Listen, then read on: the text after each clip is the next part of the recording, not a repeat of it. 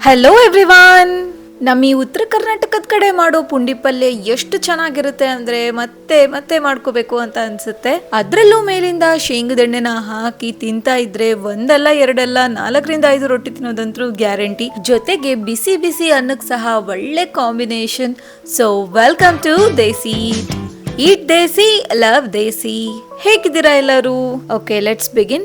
ಇಲ್ಲಿ ನಾನು ಒಂದು 2.5 ಕಟ್ಟಷ್ಟು ಪುಂಡಿ ಪಲ್ಯನ ತಗೊಂಡಿದ್ದೀನಿ. ಚೆನ್ನಾಗಿ ಕ್ಲೀನ್ ಮಾಡ್ಕೊಂಡು ವಾಶ್ ಮಾಡಿ ಇಟ್ಕೊಂಡಿದ್ದೀನಿ. ಅಂಡ್ ಪುಂಡಿ ಪಲ್ಯದಲ್ಲಿ 2 ರೀತಿ ಇರುತ್ತೆ. ಒಂದು ಈ ತರ ಹಸಿರು ಕಡ್ಡಿದು, ಇನ್ನೊಂದು ಕೆಂಪು ಕಡ್ಡಿದು. ಸೊ ನೀವು ಕೆಂಪು ಕಡ್ಡಿ ಪುಂಡಿ ಪಲ್ಯನ ಹಾಕ್ತಾ ಇದ್ರೆ ಸ್ವಲ್ಪ ಕ್ವಾಂಟಿಟಿನ ಕಡಿಮೆ ಮಾಡ್ಕೊಳ್ಳಿ. 2 ಕಟ್ಟಷ್ಟು ತಗೊಳ್ಳಿ ಸಾಕಾಗುತ್ತೆ. ಯಾಕೆ ಅಂದ್ರೆ ಕೆಂಪು ಕಡ್ಡಿ ಪುಂಡಿ ಪಲ್ಯಲ್ಲಿ ಸ್ವಲ್ಪ ಹುಳಿ ಅಂಶ ಜಾಸ್ತಿ ಇರುತ್ತೆ.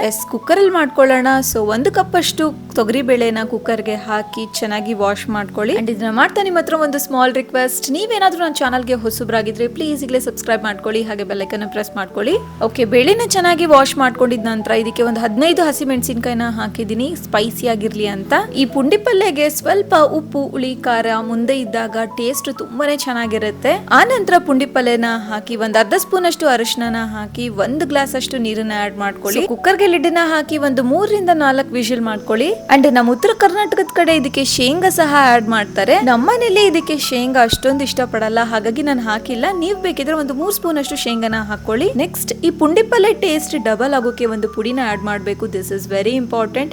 ಸೊ 1 ಸ್ಪೂನ್ ಅಷ್ಟು ಮೆಂತೆ ಕಾಳಿಗೆ 4 ಸ್ಪೂನ್ ಅಷ್ಟು ಜೀರಿಗೆನ ಹಾಕಿ ಲೋ ಫ್ಲೇಮ್ ಅಲ್ಲೇ ಡ್ರೈ ರೋಸ್ಟ್ ಮಾಡ್ಕೊಳ್ಳಿ. ಘಮ ಬರೋವರೆಗೂ ಸೀದೋಗಕ್ ಬಿಡಬೇಡಿ. ಅಂಡ್ ತಣ್ಣಗಾದ ನಂತರ ಪುಡಿನ ಮಾಡ್ಕೊಳ್ಳಿ. ಸೊ ಕುಟ್ಟಕಲ್ಲಾದ್ರೂ ಕುಟ್ಕೊಳ್ಳಿ ಅಥವಾ ಮಿಕ್ಸಿ ಜಾರ್ ಅಲ್ಲಿ ಹಾಕಿ ಗ್ರೈಂಡ್ ಸಹ ಮಾಡ್ಕೋಬಹುದು. ಪುಡಿನ ತುಂಬಾ ತರಿಯಾಗಿ ಮಾಡ್ಕೋಬೇಡಿ, ಹಾಗಂತ ತುಂಬಾ ನೈಸ್ ಆಗಿ ಸಹ ಮಾಡ್ಕೋಬೇಡಿ, ಮೀಡಿಯಂ ಆಗಿರ್ಲಿ. ಸೊ ಈ ಪುಡಿ ಹಾಕೋದ್ರಿಂದ ಪುಂಡಿ ಪಲ್ಯ ಟೇಸ್ಟ್ ಆಗಿರ್ಬೋದು, ಘಮ ಆಗಿರ್ಬೋದು, ಅಮೇಜಿಂಗ್ ಆಗಿರುತ್ತೆ. ಓಕೆ, ನೆಕ್ಸ್ಟ್ ಒಂದ್ 10 ಬೆಳ್ಳುಳ್ಳಿನ ಕುಟ್ಟೋ ಕಲ್ಲಲ್ಲಿ ಹಾಕಿ ಸ್ವಲ್ಪ ತರಿಯಾಗಿ ಈ ತರ ಕುಟ್ಕೊಳ್ಳಿ. ಪುಂಡಿ ಪಲ್ಯ ತುಂಬಾ ಟೇಸ್ಟಿ ಆಗಿರ್ಬೇಕು ಅಂದ್ರೆ ಈ 2 ಐಟಮ್ ನ ಮಿಸ್ ಮಾಡೋಕೆ ಹೋಗ್ಬೇಡಿ. ಮೊದಲನೇದು ನಾವೇ ಪ್ರಿಪೇರ್ ಮಾಡ್ಕೊಂಡಿರೋ ಮಸಾಲಾ ಮೆಂತೆ ಜೀರಿಗೆ ಪುಡಿ ಇದೆ ಅಲ್ವಾ, ಅದು. 2ನೇದು ಬೆಳ್ಳುಳ್ಳಿ. ಇವೆರಡು ಹಾಕೋದ್ರಿಂದ ತುಂಬಾನೇ ಟೇಸ್ಟಿ ಆಗುತ್ತೆ. ಓಕೆ, 4 ವಿಷಲ್ ಮಾಡ್ಕೊಂಡಿದೀನಿ. ನೋಡಿ ಎಷ್ಟು ಪರ್ಫೆಕ್ಟ್ ಆಗಿ ಕುಕ್ ಆಗಿದೆ. ಬೇಳೆ ಆಗಿರ್ಬೋದು ಅಥವಾ ಪುಂಡಿ ಪಲ್ಯ ಆಗಿರ್ಬೋದು, 2 ಪರ್ಫೆಕ್ಟ್ ಆಗಿ ಕುಕ್ ಆಗಿದೆ. ನೆಕ್ಸ್ಟ್ ಇದಕ್ಕೆ ತರಿಯಾಗಿ ಕುಟ್ಕೊಂಡಿರೋ ಬೆಳ್ಳುಳ್ಳಿ ಹಾಗೆ 1/4 ಸ್ಪೂನ್ ಅಷ್ಟು ಮೆಂತೆ ಜೀರಿಗೆ ಪುಡಿನ ಹಾಕಿ ಜೊತೆಗೆ ರುಚಿಗೆ ತಕ್ಕಷ್ಟು ಉಪ್ಪುನ ಆಡ್ ಮಾಡ್ಕೊಂಡು ಈ ಒಂದು ಸೀಕ್ರೆಟ್ ಇಂಗ್ರೀಡಿಯೆಂಟ್ ನ ಆಡ್ ಮಾಡೋದ್ರಿಂದ ಪುಂಡಿ ಪಲ್ಯ ಟೇಸ್ಟ್ ಡಿಫ್ರೆಂಟ್ ಆಗ್ಬಿಡುತ್ತೆ. ಸೊ ಒಂದು 3-4 ಸ್ಪೂನ್ ಅಷ್ಟು ಮರಿದೆ ಎಣ್ಣೆನ ಆಡ್ ಮಾಡ್ಕೊಂಡು ಒಂದು ಒಳ್ಳೆ ಮಿಕ್ಸ್ ನ ಕೊಡಿ. ಟ್ರಸ್ಟ್ ಮೀ,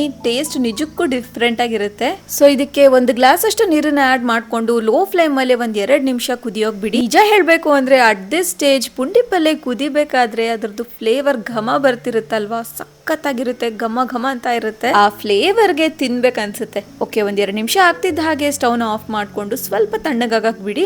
ಪೂರ್ತಿ ತಣ್ಣಗ್ ಮಾಡ್ಕೊಂಡ್ಬಿಟ್ರೆ ಸ್ಮ್ಯಾಶ್ ಮಾಡ್ಕೊಳಕ್ ಚೆನ್ನಾಗಿ ಬರಲ್ಲ. ಹಾಗಾಗಿ ಸ್ವಲ್ಪ ಬಿಸಿ ಇದ್ದಾಗಲೇ ಇದನ್ನ ಚೆನ್ನಾಗಿ ಸ್ಮ್ಯಾಶ್ ಮಾಡ್ಕೊಂಡ್ಬಿಡಿ. ಅಂಡ್ ಕನ್ಸಿಸ್ಟೆನ್ಸಿನ ನೋಡ್ಕೊಳ್ಳಿ. ಈ ಕನ್ಸಿಸ್ಟೆನ್ಸಿಯಲ್ಲಿ ಇದ್ದಾಗ ಅನ್ನಕ್ಕಾಗಿರ್ಬೋದು, ರೊಟ್ಟಿಗಾಗಿರ್ಬೋದು ಪರ್ಫೆಕ್ಟ್ ಆಗಿರುತ್ತೆ. ತುಂಬಾ ಗಟ್ಟಿಯಾಗಿದ್ರೆ ಸ್ವಲ್ಪ ಬಿಸಿ ನೀರನ್ನ ಆಡ್ ಮಾಡ್ಕೊಂಡು ಕನ್ಸಿಸ್ಟೆನ್ಸಿನ ಅಡ್ಜಸ್ಟ್ ಮಾಡ್ಕೊಳ್ಳಿ. ಸೊ ಫೈನಲಿ ಸರ್ವ್ ಮಾಡ್ಬೇಕಾದ್ರೆ ಶೇಂಗದೆಣ್ಣೆನ ಹಾಕಿ ಸರ್ವ್ ಮಾಡಿ. ಅಲ್ಟಿಮೇಟ್ ಆಗಿರುತ್ತೆ.